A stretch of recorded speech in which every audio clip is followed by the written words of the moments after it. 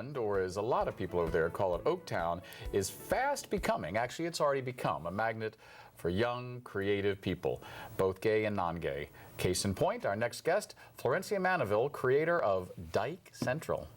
So indeed, has Oakland become Dyke Central? I think it has been for a really long time, and that's why I wanted to make the show and show that it is Dyke Central. Right, so tell me about the show. This is a webcast, correct? Yeah, it's a web series. It's basically a series about the queer community in Oakland, and people have been really excited about it because it showcases the diversity of the community. Yeah, and I think we've got some great stills of it that show it's an incredibly diverse cast. Yeah. And it was really important for me to show that, and also in terms of gender expression, not just different ethnicities, different races, but having masculine of center people, having just a full spectrum, having trans men, and we weren't used to seeing that. So well, I think you raise a very good point. When I moved to the Bay Area 30 years ago, I mean, it was LGBT, but it was pretty much gay men, right, which meant white gay men. Right. There was a lesbian bar in the Castro, and that was about it. Right. What do you think makes Oakland such a magnet now for gay diversity? It's interesting. I mean, I've been living there for 10 years, but I know that it's been decades, I think, of people just really appreciating, well, I mean, it's a place where people can come and feel at home and find, it's not a big enough city where you would get lost in it. There's, at the same time, there's just so much community support for everything that people are doing. So I think there's just like so many different kinds of art events happening all the time, and I think there's just space for people to explore their creativity. So this is a good time for Oakland. This is a good time for Oakland.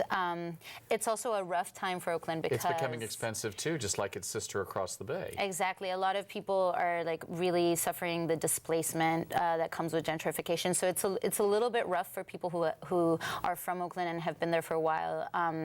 And there's an element of unexpected, like, people not knowing if they're going to be able to stay, and right, so that part is hard. Right. Yeah. So how is Dyke Central doing? I mean, do you do this on your own? I mean, you pay for it. How do you fund it? Yeah. You don't have corporate sponsors, I gather. No.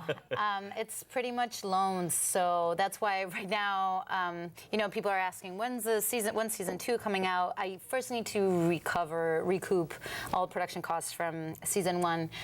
But we had so much in-kind support, like being able to shoot in locations for free. I mean, people have been just come out of the woodwork to help the project because they've been so excited about it. Well, I mean, you mentioned something about the cast. It's called Dyke Central, but you in this series are dealing with issues of economic disparity, gender identification issues, community displacement. I mean, it's not just about dykes. Oh, yeah, absolutely. We call it a queer series because it's called Dyke Central because the apartment where the main roommates live, or the house, they call that Dyke Central because there's like a rotating group of dykes that go through there, but it's definitely not just dykes. You know, and I don't know if you'll appreciate this analogy or not, but it sounds a little bit kind of like a 2015 version of Tales of the City, but this time the city is not San Francisco, it's Oakland. Right. I thought you were going to say Dykes to Watch Out For, which I would, yeah. Like, you know, so I answered the right one. But yeah, absolutely. And it's just such a, like, effervescent, flourishing community, and it's so fun and exciting, and I really just wanted to showcase that, especially for people in other parts of the world or of the country where... Well, yeah, because we can watch this anywhere. I mean, you're originally from Argentina, correct? Yeah. So does Dyke Central have fans in Argentina? Yeah, I mean, all my friends. But yeah, no, and we have fans from random places, you know, you never know how people find out about it. I mean, we've screened in some film festivals, and I think that's how some people come to it, but I got an email the other day from somebody in Germany, you know, who was super excited, and we are like going to be they're screening it at an outdoor festival in Montreal, you know, and stuff like that. So is this kind of, you know, TV for the Netflix generation? It's all up there at once, or Yeah. you're releasing it segment by segment? It's all out there at once. I mean, episodes 1 and 2 have been on YouTube, so that's part of how we gathered our fan base. But yeah, then in April we just released the entire season. We've only got about a minute left. Tell me what you want to explore in season 2, and specifically things that maybe you didn't know you were going to explore in season 1. I mean, I really would love to. There's 2 main things that I want to explore in season 2. One is the displacement that's happening, because it really affects people so much. And I think where season 1 was more about establishing the characters and the relationships, we can go deeper in season 2, and then and also show just like the different levels of substance use and abuse, because we touched on that in season 1, but I want to dig deeper. Right. Closing thought, which character is most you? Fabiana.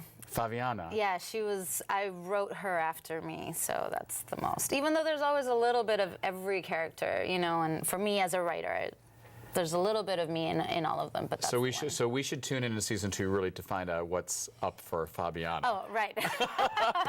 Yeah. Thank you so much for being with us. Thank you. We've been speaking with Florencia Manovil, creator of Dyke Central, and I'm telling you, Oakland is really a happening place now for artists. So get over there and get online to see Dyke Central. Next up, we'll be talking about what it is like to sound gay, and should we be afraid of it? We'll be right back.